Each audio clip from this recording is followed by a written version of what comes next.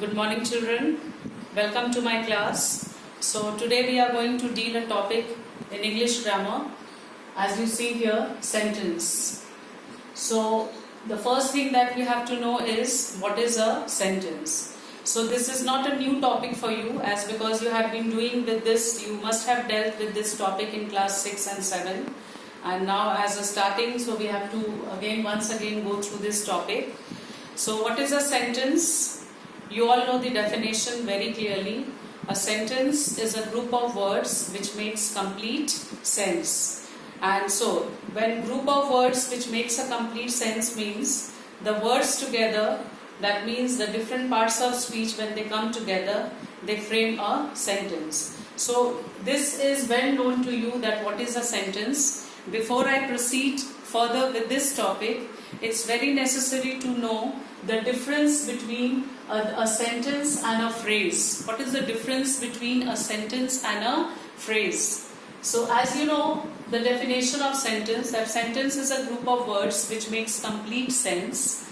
Phrase is also a group of words which makes sense but not complete sense. Again I repeat, the difference between a sentence and a phrase is that when you focus on the definitions, you will find that sentence is a group of words which makes complete sense. But when it comes to phrase, again you will focus on the words that phrases are also group of words which makes sense but not complete sense. It gives incomplete sense. That means it gives you half the meaning. For example, when you talk about a sentence, okay, he went to the market. This is a complete sentence because you know the subject is performing an action. So he went to the market. Now, but when I talk about the phrase, I will say to the market. When I say to the market is giving us meaning, but it is not giving us complete meaning. It is giving us incomplete meaning. As such, it will be categorized under phrase. Next topic is sentences that you know, or whenever your teacher asks you to come make a sentence, you frame number of sentences. We can divide sentences into two. Sentences will be either affirmative or sentences will be either negative.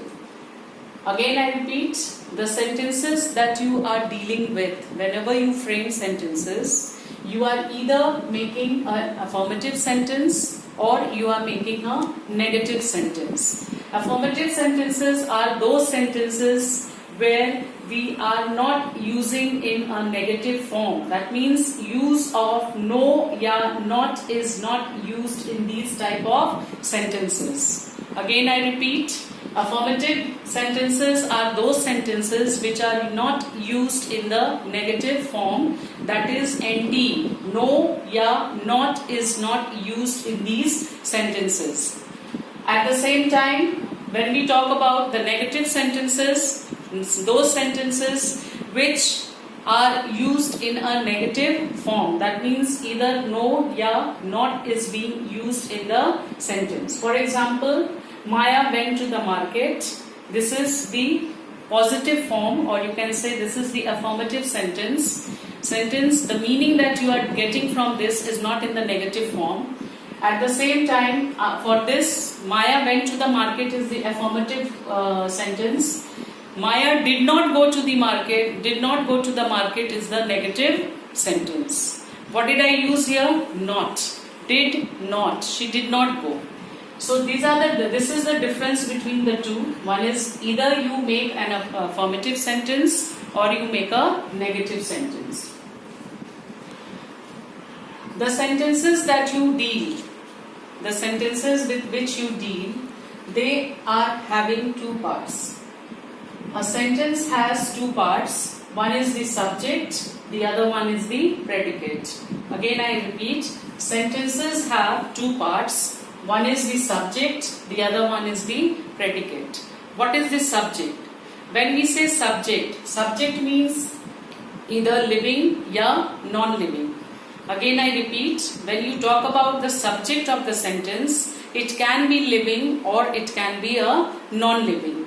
Subject is that particular topic or the gist, or you can say the particular topic about whom we are talking about in a sentence. The main focus of the sentence. That is called the subject. Subject is the main focus of the sentence. That means the person or a thing we are talking about in the sentence. That is called the subject.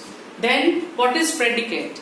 The remaining part of the sentence which gives you full information about the subject.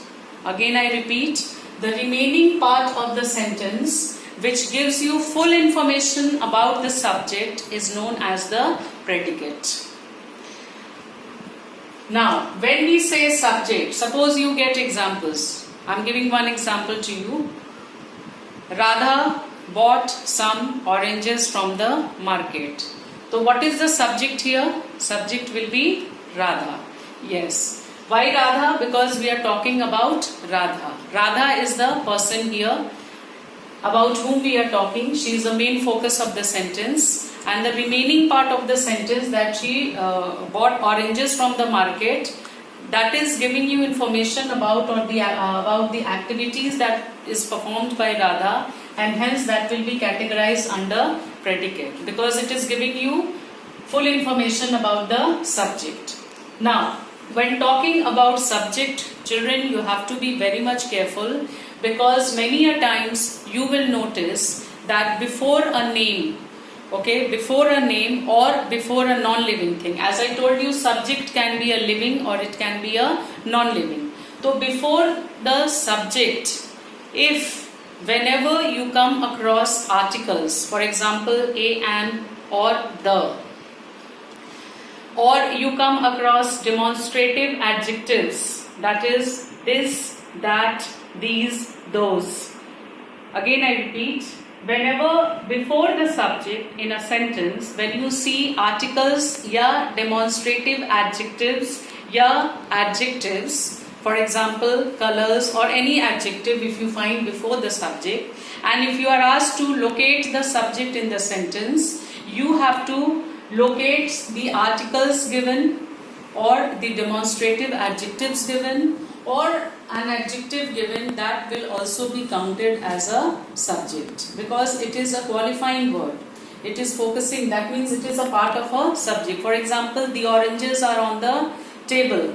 So when you are asked to underline the subject, you will take it for granted the oranges. That means the T which is paused before the orange, that will also be considered as the subject.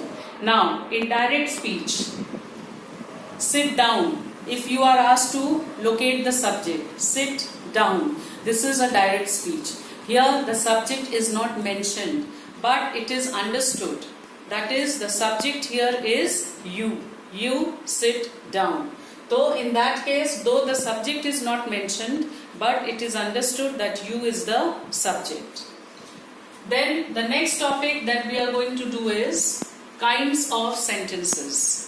We have done with what is a sentence, what is the difference between a sentence and a phrase. We have done that sentences can be categorized into two, either they will be affirmative or they will be negative. Every sentence has two parts. They will be subject, the other one will be predicate. Now we are going to deal with the topic kinds of sentences. The different types of sentences that you make, or in our day-to-day life, the activities that we are performing. So basically all these sentences will come under these four categories. Number one, as you see, assertive or declarative. Assertive or declarative. Now, with this first kind, we begin these types of sentences. As you know, in English, whenever you are writing a sentence, when you're beginning a sentence, you always begin with a capital letter and it has to end in a full stop. So, as far as assertive or declarative sentences are concerned, you begin these types of sentences with a capital letter and you will end in a full stop. These are nothing but the simple statements that you make. As I told you, sentences can either be affirmative or negative. So these types of sentences will come under this category, the first category. That means the simple statements that you are making.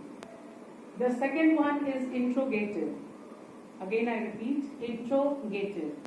These type of sentences always begins with a question. That means interrogative sentences are those sentences which will ask questions. For example, who, what, when, how, where, whom, and so on. So these type of sentences will begin with who, what, where, and they are going to end in a question mark. They are going to end with a question mark. You don't have to put a full stop. You have to put a question mark. So the second kind of sentences are interrogative. Interrogative sentences are those sentences which will ask questions. Number 3 is imperative. Imperative sentences are those sentences through which you give orders, commands, or you also make a request. Again I repeat, sentences through which you are giving orders, commands, or even making a request. So under this imperative sentences, these are the sentences where you are making a request also, plus you are giving orders. They begin with a capital letter, they will end with a full stop. And so here, as I told you, imperative sentences, when you are giving orders like get up, stand up, go and give me a glass of water, please sit down. So when I said please sit down, please, the word please means you are making a request, a humble way of talking. That is the difference between this. That is giving orders or making a request.